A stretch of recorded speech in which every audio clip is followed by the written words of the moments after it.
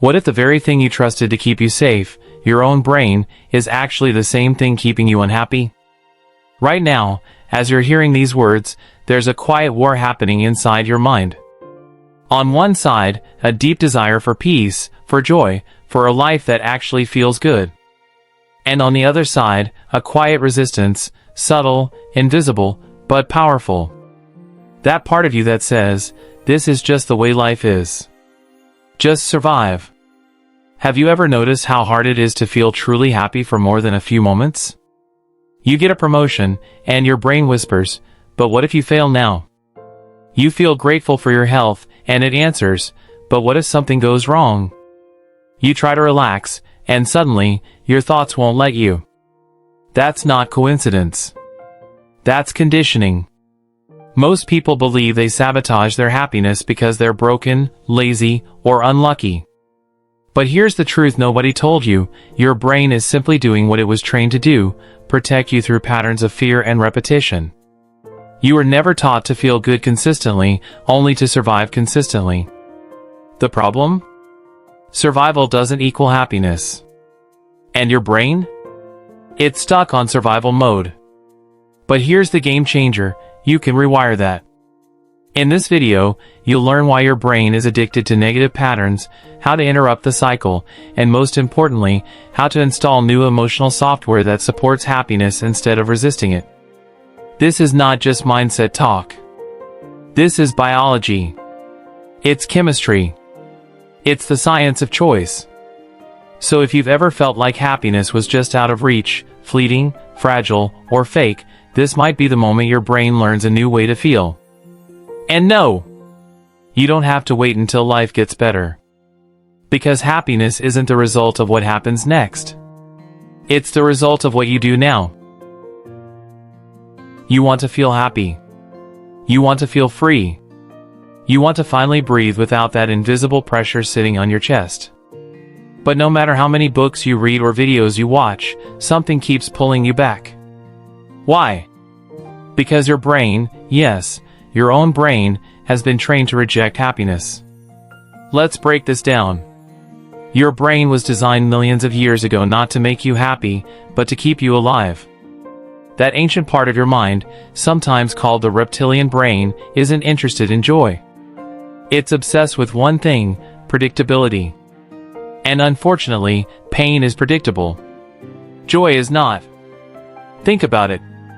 If, as a child, you learn that good things don't last, or that being too happy means something bad is coming next, your brain absorbed that. If you were praised for being serious, worried, or overly responsible, your brain stored that too. And here's the twist: your brain rewards what is familiar, not what is good. Emotionally, your brain becomes addicted to patterns, yes, even painful ones. Neuroscience calls this a neurochemical loop. Every time you feel anxious, angry, or hopeless, your body floods with chemicals like cortisol and adrenaline. It becomes a cocktail of familiarity. Your system says, ah yes, this feels normal. So when you suddenly try to feel grateful, or abundant, or calm, your brain resists. Not because you're doing something wrong, but because you're doing something new. Let's use a metaphor. Imagine your brain as a GPS system. But this GPS was programmed in 1992 with outdated maps full of traffic and potholes.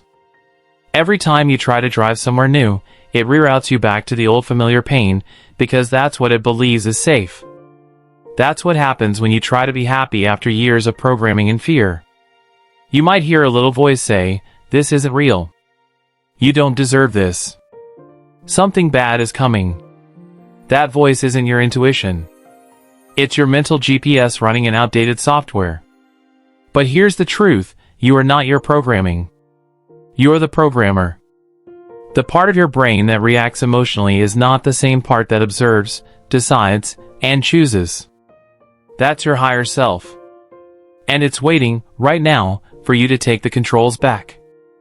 This awareness is the first step. Because once you realize that emotional sabotage is not your fault, but it is your responsibility, everything changes. Most people live as if their emotional state is just the result of their external circumstances. But science shows us otherwise. Your emotional state is primarily a reflection of habit, not reality.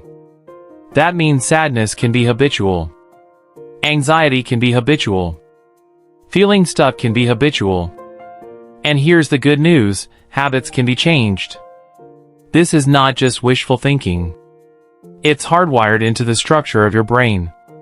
Thanks to neuroplasticity, your brain is constantly reorganizing itself based on what you focus on, what you practice, and what you allow. Every time you let yourself fall into the same emotional hole, you deepen that neural groove. But every time you pause, observe, and shift, you begin carving a new one. Yes, at first it feels unnatural. That's how change works. You wouldn't expect your body to build muscle from one push-up. The same applies here. Rewiring your brain isn't about feeling different instantly, it's about choosing differently consistently. Start by noticing the emotional patterns you fall into most often. Is it frustration? Guilt? Worry? Write them down. Become conscious of them. Then, observe the moments when they start. What triggers them? What story plays in your mind when they do? The more aware you become, the more power you reclaim. Because here's what nobody teaches you in school, awareness breaks the cycle. Awareness gives you a moment of choice.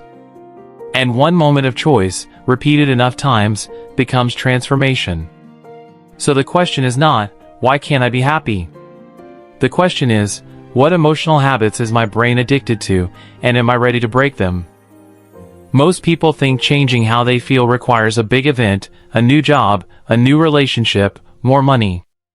But what if you could start changing how you feel in just 2 minutes a day? Let's keep it simple.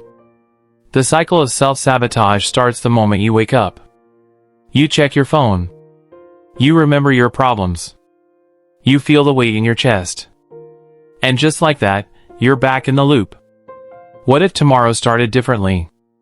Here's one powerful, science-backed technique to break that cycle, the 2-minute state shift. It works like this. Step 1. Before anything else, change your body.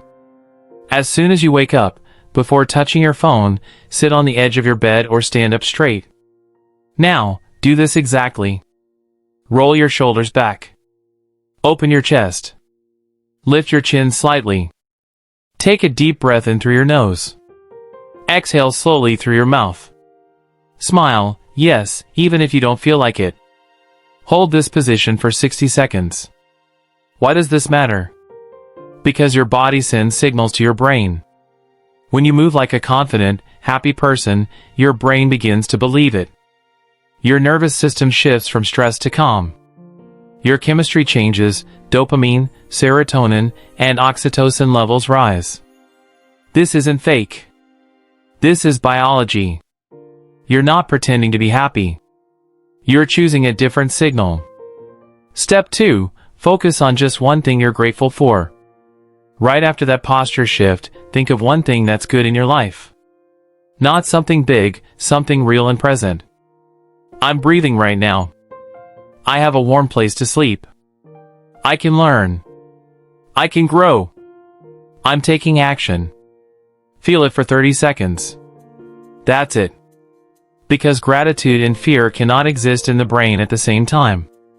When you feel grateful, your brain stops scanning for danger and starts recognizing possibility. That's the whole practice. Posture plus breath plus one gratitude thought. Total time, 2 minutes. If you do this every single morning, you will feel a shift. Subtle at first. Then stronger. Then automatic. Because what you repeat, you become. Your brain will start expecting calm, not chaos. It will start building that as your default state. Not because life changed, but because you changed first. This is how you train your brain to stop sabotaging your happiness. One decision. 2 minutes. Every day. And once you've learned how to pause the cycle and redirect your emotional state, the next step is even more powerful. Because now, you don't just want to stop feeling bad, you want to start feeling great. You want your brain to wake up already tuned into peace, already open to joy, already expecting the best. You want to install that experience as your new default setting. You've learned how to break the emotional loop. But breaking the cycle is only the beginning. Now it's time to build something better in its place. Something lasting. Something powerful. Something that feels like the real you. Your brain is not fixed. It's not frozen in the past. It's a living, breathing, changing system. And it listens closely to what you repeat, especially when emotion is involved. This is called neuroplasticity, the brain's ability to rewire itself based on what you think, feel, and do repeatedly. So here's the truth. If you practice stress, you wire in stress. If you practice joy, you wire in joy. Whatever you rehearse emotionally becomes your default. Let's make this real. The practice, mental rehearsal for a better you. Every day, your brain is running a kind of internal movie. For most people, it's a movie filled with worries, stress, what-ifs, and worst-case scenarios. So here's what you'll do. You're going to direct a new movie. Once a day, just 5 minutes, you'll rehearse a new version of yourself. It's called mental rehearsal, and it works like this. Sit down, close your eyes, and take a slow breath. Picture yourself waking up tomorrow as the version of you who's already rewired. How do you get out of bed? Confident, calm, clear? What thoughts do you choose that morning? What emotion fills your chest? See yourself walking into your day, not stressed, not behind, but centered. Feel that version of you deeply. Let your body believe it. And most important, let yourself feel the emotions you want to install. If you want more peace, practice feeling peaceful. If you want joy, practice joy. Not later. Right now. Because the brain doesn't know the difference between imagination and experience. If you feel it in your nervous system, the brain starts building pathways to match it. That's not magic. That's neurobiology. You now understand that your brain isn't working against you to be cruel. It's working from old instructions. Old loops. Old habits. And what you've done here is begin the process of writing new ones. You learn that your brain resists happiness not because you're broken, but because it was wired for survival. You practiced a simple 2-minute tool to interrupt the emotional loop and reset your state. And you discovered how to install a new emotional blueprint, one that tells your brain, this is who I choose to be now. Change doesn't happen once. It happens every time you choose not to fall into the old loop. So tomorrow morning, when the thoughts rush in, when the weight returns, when the past knocks on your door again, pause. Breathe. Reset your body. And rehearse the version of you who is already free. You don't need to be perfect. You just need to be present. Because happiness isn't something you wait for. It's something you practice. It's not a gift life gives you. It's a decision you give yourself. If your brain has the power to keep you stuck, it also has the power to set you free. But it won't happen by accident. It happens when you decide. And if you've made that decision today, congratulations. You've already started becoming who you were always meant to be. Now, if this message moved you, don't keep it to yourself. Subscribe to the channel. Turn on notifications. Share this with someone who needs to hear it today. Because rewiring the mind isn't just personal, it's contagious. Let's spread this together.